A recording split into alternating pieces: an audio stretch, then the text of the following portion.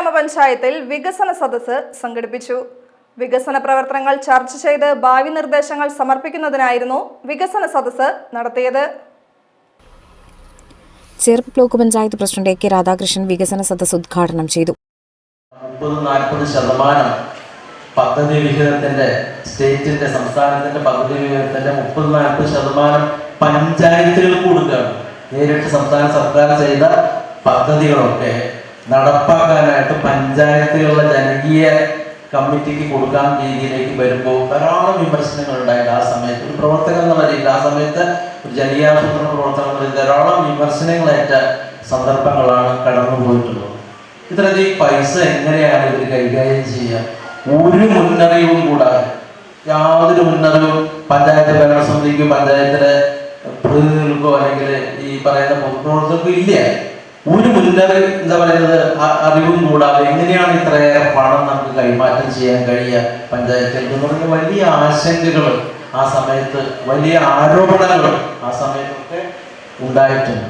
പക്ഷെ അതിനൊക്കെ അതിജീവിച്ചു. നമ്മൾ 25 വർഷങ്ങൾക്ക് ശേഷമാണ് ഇപ്പോൾ നമ്മളിവിടെ നിൽക്കുന്നത്. 20 വർഷം അതിനേക്കാൾ കൂടുതൽ വർഷങ്ങളാണ് ജനകീയാസൂത്രണ പ്രസ്ഥാനത്തിന്. പക്ഷെ നമ്മുടെ പഞ്ചായത്തുകൾ വലിയ മികവ് പുലർത്തിയിട്ടാണ് മുന്നോട്ട് പോയത്. ആ മികവിന്റെ ഗുണഫലങ്ങളൊക്കെ നമ്മൾ അനുഭവിക്കുകയാണ്, ഇവിടുത്തെ പൊതുസമൂഹം അനുഭവിക്കുകയാണ്.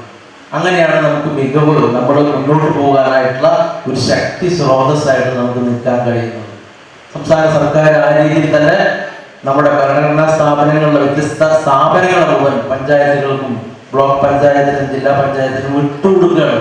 ഈ സ്ഥാപനങ്ങൾ നിങ്ങൾ നടത്തേണ്ട ആൾക്കാരാണെന്ന് പറഞ്ഞ് വിട്ടുകൊടുക്കുകയാണ്. പാർലം ഗ്രാമപഞ്ചായത്ത് പ്രസിഡന്റ് മിനി വിനയൻ അധ്യക്ഷയായി.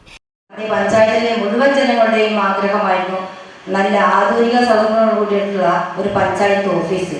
അത് ഞങ്ങൾക്ക് അതിന് തുടക്കം കുറിക്കാൻ ഞങ്ങളുടെ ഭരണസമിതിക്ക് സാധിച്ചിട്ടുണ്ട്. അതുപോലെ തന്നെ നമ്മുടെ ചെറുപ്പ് ബ്ലോക്കിലെ തന്നെ ശീതീകരിച്ച അംഗനവാടി നമ്മുടെ പഞ്ചായത്തിലാണ്. അത് നമുക്ക് അഭിമാനിക്കാം. നമ്മുടെ 23 അംഗനവാടികളിൽ സ്വന്തമായ കെട്ടിടം എന്നുള്ളൊരു സ്വപ്നം സാക്ഷാത്കരിക്കുകയാണ്.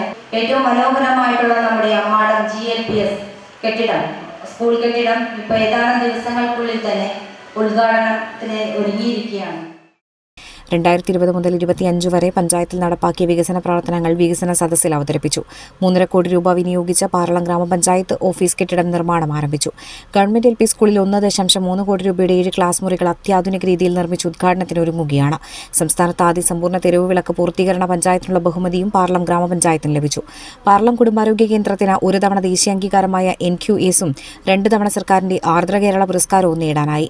5 വർഷക്കാലത്തെ ഭാവനാപൂർണമായ ഭരണസമിതിയുടെ ഇടപെടലാണ് ഇതിന് അർഹമാക്കിയത്.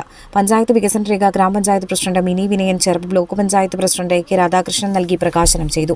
ജില്ലാ വികസന സദസ്സ് resource person Naina K Sukumaran ആമുഖാവതരണം നിർവഹിച്ചു. തൃശൂർ ജില്ലാ പഞ്ചായത്ത് മെമ്പർ VG വനജകുമാരി മുഖ്യാതിഥിയായി. പഞ്ചായത്ത് വികസനകാര്യ standing committee chairman James P Paul, secretary VS Rekha, panchayat vice president Asha Mathew, സ്ഥിരം സമിതി അധ്യക്ഷന്മാരായ കെ പ്രമോദ്, വിദ്യാനന്ദനൻ, ബ്ലോക്ക് പഞ്ചായത്ത് മെമ്പർമാരായ അനിത മണി, റോസലി ജോയ്, പഞ്ചായത്ത് മെമ്പർമാരായ CB സുരേഷ്, സ്മിനു മുകേഷ്, ആസൂത്രണ സമിതി ഉപാധ്യക്ഷൻ TG Vinayan, Kudumbashree CDS chairperson Rajani Hariharan എന്നിവർ സംസാരിച്ചു.